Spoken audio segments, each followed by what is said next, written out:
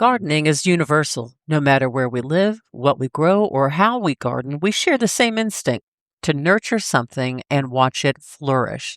With more than 3 decades in the garden industry, Paul Zimmerman explores the passion that connects gardeners around the world with those who also live in it. Drawing on years of travel, conversations with international growers and hobby gardeners, and countless visits leading garden tours everywhere from France to England to New Zealand. Paul looks beyond the how-to and dives into the deeper questions. Why do we garden? What's changing in the gardening world? And what does it reveal about who we are? Please welcome your host, Paul Zimmerman. Welcome to my podcast, A World of Gardening, with me. That's Paul Zimmerman, of course. Again, thank you all for listening. What I love to see in statistics that I'm seeing is that every episode that I release is done better than the previous one. So that tells me at least that you guys are enjoying this. So thank you so much for your support.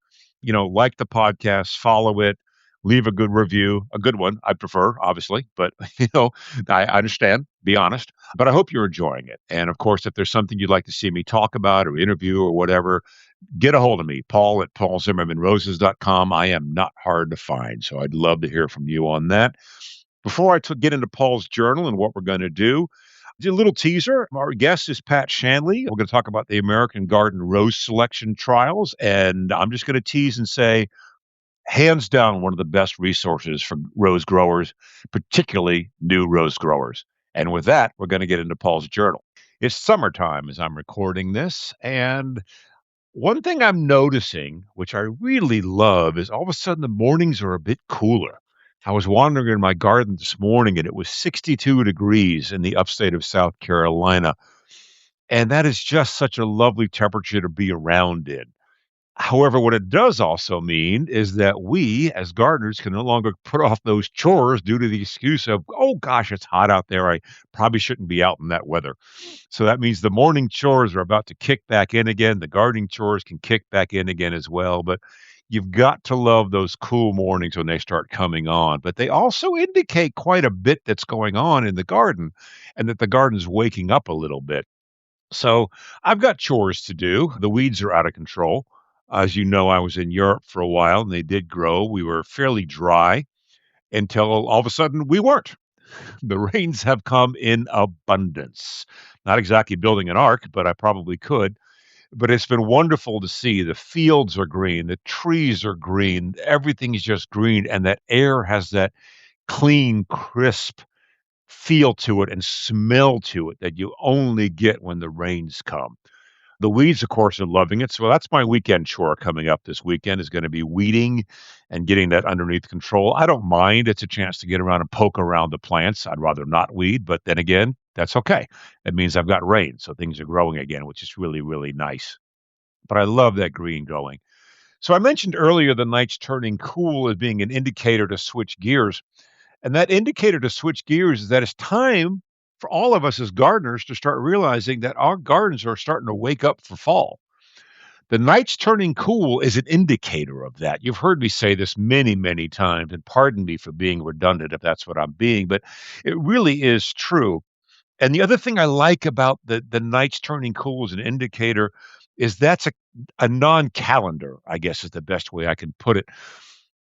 We as gardeners often, we love our lists, we love our calendars, we love our notes, we love our almanacs, and say, okay, it's August 22nd. I should be doing this in the garden, or that in the garden, or that in the garden.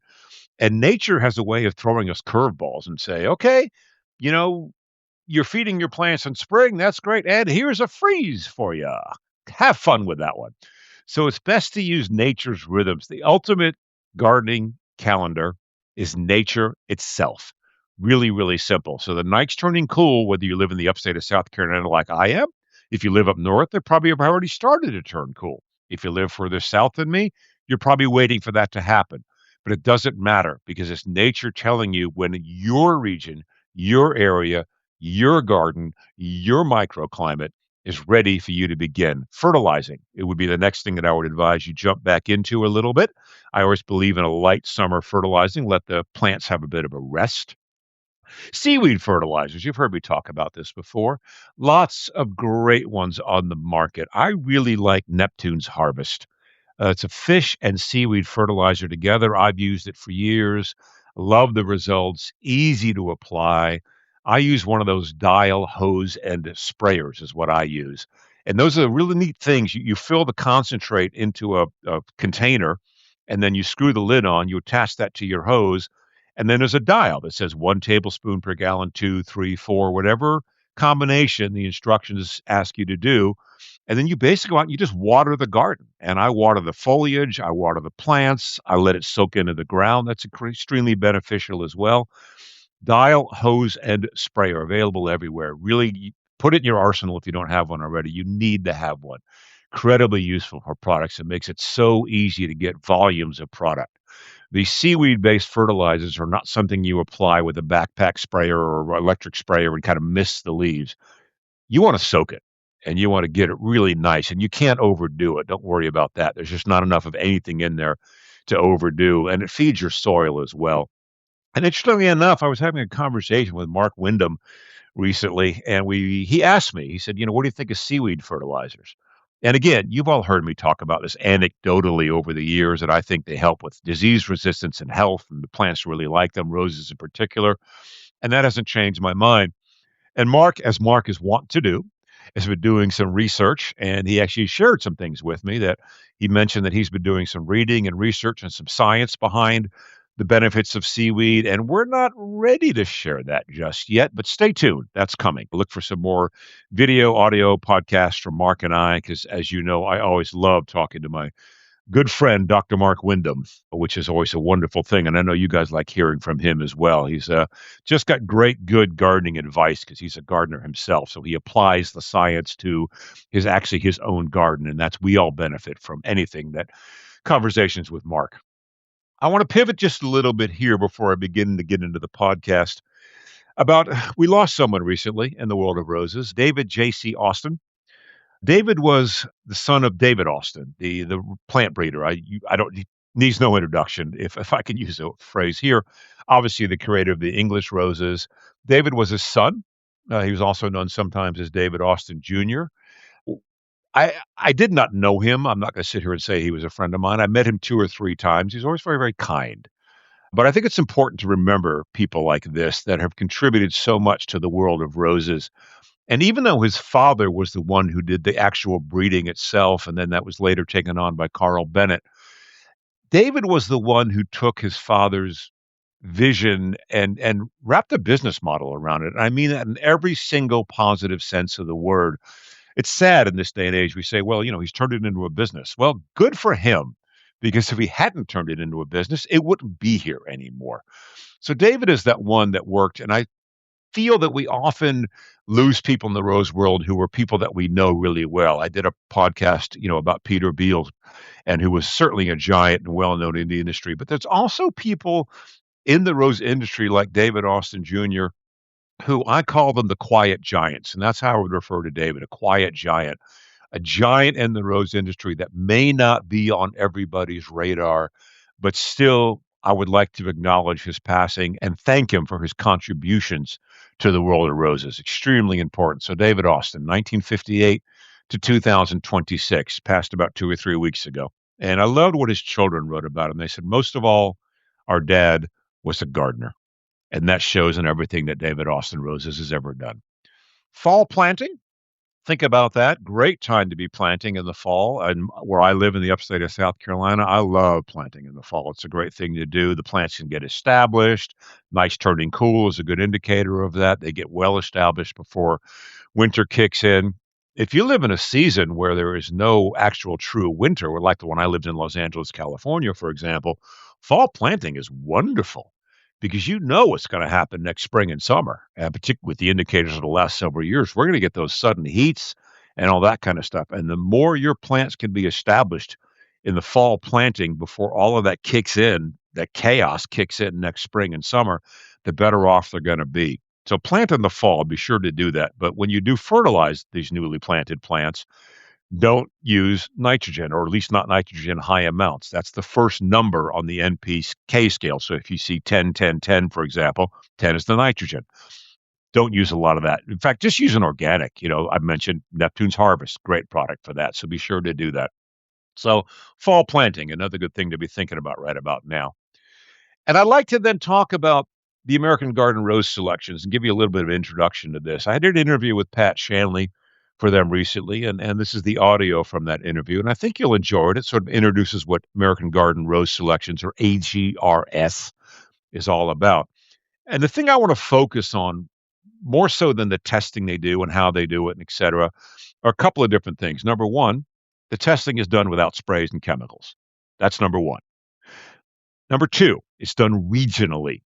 That's real important. So there's a test for the Southeast, test for the Northeast, Northwest, Midwest, et cetera, et cetera. That's important because not every single rose does well in every part of the country. That rose does not exist. Okay.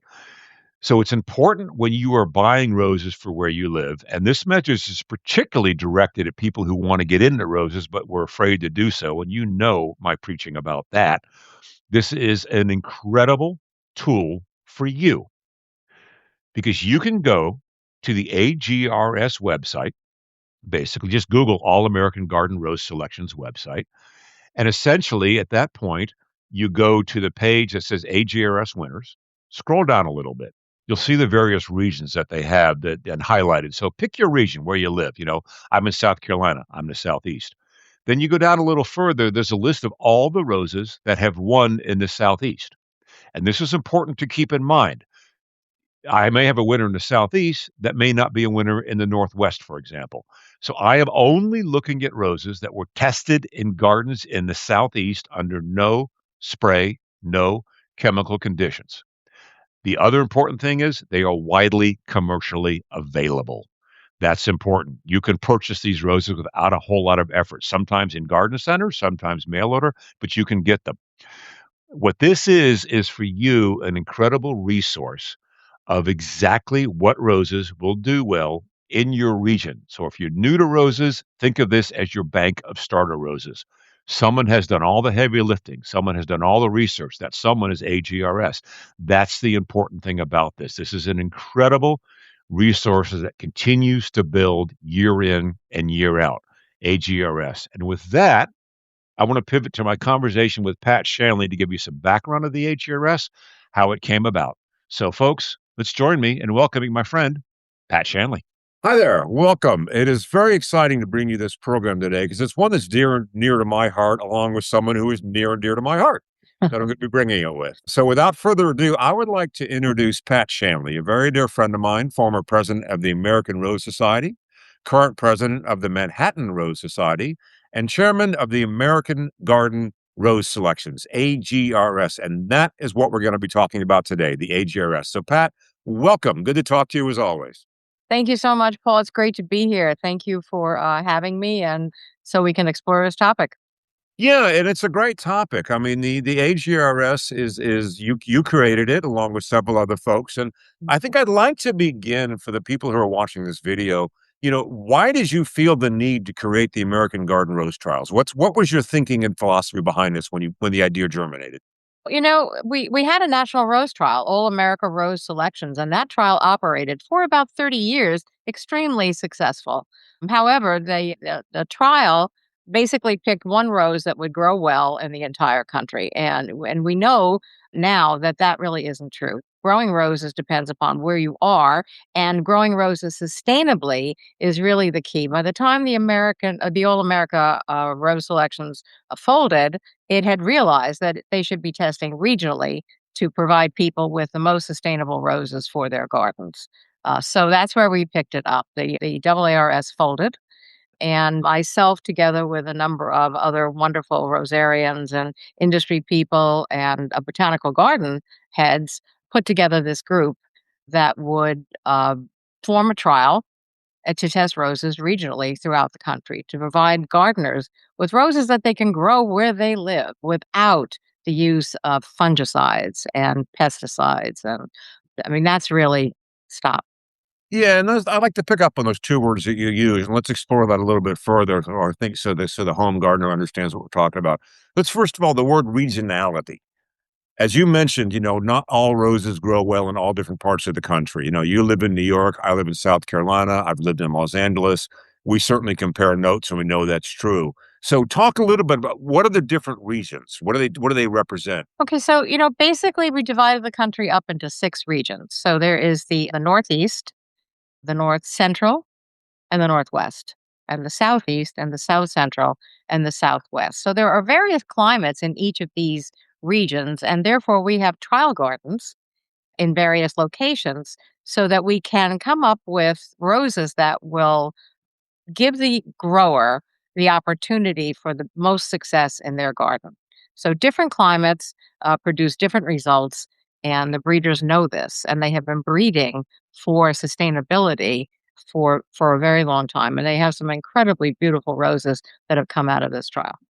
Yeah, and sustainable is the other word I want to pick up on and why that's important. And I know for you, sustainable is also there's a personal journey that got you to sustainability because you weren't always that way. I think talk about your personal journey to sustainability, and then we'll talk about how it works within the context of the trials. Well, way back in the 90s, I was spraying my roses and for exhibition purposes, but also because there really weren't roses that you could grow successfully without spraying. And I sprayed my garden one day, and you had to wait until it dried and before you let your pets out. And I had this incredible Great Dane. His name was Winston, and he was a beautiful dog. And I let him out after everything had dried. And a little bit later in the afternoon, he got really sick. And I took him to the vet, and he never made it. He died. So that for me was like, I don't think winning Queen of Show is worth it to me. And also, I think we have to be mindful of the environment. What are we going to leave behind? Like the smallest footprint possible in the future for our children, for our grandchildren, and yes, for our pets as well. So sustainability really means the world to me. I think that we have to do as much as we possibly can to to save the environment, to help us so that we can always grow beautiful roses. And isn't it great not to have to don all of that equipment, special clothes and glasses, and some people are taking respirators, and I never actually used a respirator, but I had a mask and glasses and a hat, and it's like so hot and so uncomfortable. And I thought, wouldn't it be incredible if we could grow roses without all of this? And then lo and behold, came along Will Radler and Knockout. So Knockout may not be your favorite rose, but it was the beginning of the sustainable journey in this country. So many beautiful roses have come from that rose. That rose is used in hybridizing all around the world. Yeah, it's quite a rose, and you and I have talked about that before. That Will Radler, when Knockout came out, changed the conversation in the United States in terms of roses and how they were grown. And I think the one of the keys with the American Garden Rose Selection trials that I always like is that you kind of answered the bell when the home gardener started saying exactly what you said earlier. I don't want to don the equipment. I don't want to put the sprays out there. I want to be conscious of my environment. We have children, we have pets. So I think that really answered the bell. So we have a combination of regionality, so they know they'll go well in their region, sustainable, which means they can grow them without chemicals. Now, let's define sustainable a little bit. Does that mean disease proof? No, absolutely not. There is no such thing as a disease-proof rose. It means that your rose, you can grow that rose with the minimal amount of care. It does, and you may get some black spot. You may. And so, I don't spray. I don't spray anything. I grow about 150 roses. This garden is 15 years old. I think some people may have seen photos of this garden on my Facebook page or in the American Rose magazine. I don't spray. And if a plant is having a problem, I will do whatever I can to help it, like pick off the leaves or do some pruning. But, if it's really not going to make it, then I do my ultimate shovel prune and look for another rose. And by the way, if you're looking for beautiful roses to grow, you should go to our website, AmericanGardenRosesSelections.com, and you can find a selection of roses that will grow well where you live And and that's the take more important. pictures of them. Yeah, and that's the important thing. Like you talked about, go to the website that you mentioned, and that'll be displayed on the screen for those of you who can see it there. And like you said, the website's divided into regions, and within the regions are the roses that have won in those regions. So let's get into that a little bit. Let's kind of get into the weeds a little bit, no pun intended, about so scoring. So how does a rose get to be an AGRS selection? Win an award. How does it get to that point? Well, the scoring system is based on the ADR scoring system in Germany, which has been used for years, like over 25 years. Just as a point, the Cordes roses are some of the most sustainable roses that you can find. And they stopped spraying their roses, their fields, in the 1990s. At which point, Willem Cordes told a group here in this country at our Great Rosarians of the World event that his family almost shot him for doing that because they said, "You're trying to ruin us." But it turns out that he was the one who was able to grow roses there that were sustainable, that didn't need the sprays. So we base our scoring system on the ADR system, and it is adapted to a wide range of American climates and growing conditions. We are looking for the vigor of the rose. We're looking for foliage proportion and attractiveness. We look at the plant habit. We look at the flowering effect and the bloom abundance. We look at how well does this rose rebloom, the form of the bloom, the aging quality of the bloom. Does it start out a gorgeous yellow and then fade to white? What does it look like? Does it have fragrance? And yes, hardiness. So cold and heat hardiness. So these are the parameters that we judge the roses by. We have about 13 gardens across the country, two judges in each of those gardens, and we bring together our board of trustees in December. We review all of those scores, and then the ones that have exceptional scores are the ones that get the designation of a regional choice award. We also give a fragrance award. But a rose must be really very high up there and a regional choice winner in order to win the fragrance award as well. Yeah, and I think that's important. I think, what you listed, the criteria you listed is you're picking, beautiful roses, obviously. Sustainability is important, regionality is important. But at the end of the day, these are also just going to be beautiful roses in your garden. They're going to have nice flowers. A lot of them are going to have fragrance. They're going to be well foliated. So they're going to make that attractive shrub and bush that we always talk about with roses. And I think that's a real important thing to consider when people look into this kind of AGRS when they go to the website and look at these roses. These are great garden plants as well, besides just being beautiful roses. They are. They are. So many people think, and just, harking back to knockout once again. So many people say, "Ugh, knockout. I don't like the flower. I don't like the rose." So fine. If you don't like it, that's fine. So take a look at the website and look at all the other beautiful roses. Behind me are all the roses that I have grown in my garden without spraying any chemicals. So you can see that it is possible to grow incredibly beautiful roses with minimal amount of care. Now, that doesn't mean no care. Doesn't mean you can plant it and walk away from it. You still have to you still have to do things like so supposing you took a person and put him in the closet and you never fed him and you never gave him any water and you never gave him any light. What would happen to that person? Same thing happens to your rose. The rose needs sufficient sunlight, it needs sufficient water, and it needs good soil to grow in. It needs to be fed periodically, but it's not rocket science. So you don't have to say, "Oh my goodness, roses are so hard to grow." They are not hard to grow. Yeah, essentially, it's a care regime you would use for any other sun-loving plant, Right. sun-loving shrub, like you mentioned. Ticked off boxes, good soil, fertilizer. You basically, I grow about 250 roses in the upstate of South Carolina. I'm also a chemical-free garden, have been for the 27, 26 years we've been on this farm. And the same situation, I get a little black spot, so what? It's not the end of the world. I get a cold every now and then, so what? It's not the end of the world. And that's kind of the way I've always looked at it. So, well, this is great. So I think it's nice to see for the breeder, and the website is a place to go. Now, let's say we have a breeder who's watching this program. I know we have the big rose nurseries, but maybe there's an amateur breeder out there, because I always like to say Will Radler, you mentioned, who bred Knockout. Will Radler was an amateur breeder until suddenly he wasn't. Yes. And Yes, Knockout exactly. came. Yeah. Exactly. So if an amateur breeder is out there, or someone who breeds in the backyard wants to enter these trials, how would they do that? Well, they can reach out to me, and my email address is pshanley, SHANLEY at AOL.com, or they can reach out to you as well, Paul.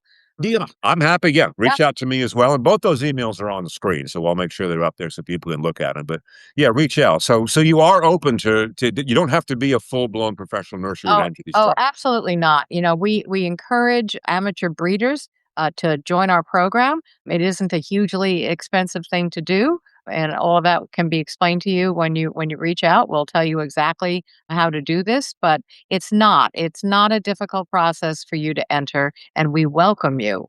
Amateur breeders are so important, and as Paul said, Will Radler bred Knockout in his backyard. Yeah, it is. I think amateur breeders tend, that they tend to be the future of rose breeding. They Exactly. don't breed for commercial success. They breed because they want to find something new or different, Exactly. see what they can do. So There are some, I have spoken with some of the amateur breeders, and there are some unbelievable roses in the pipeline coming along. So, yeah, the future of growing roses is bright and shiny, and you shouldn't be afraid to try.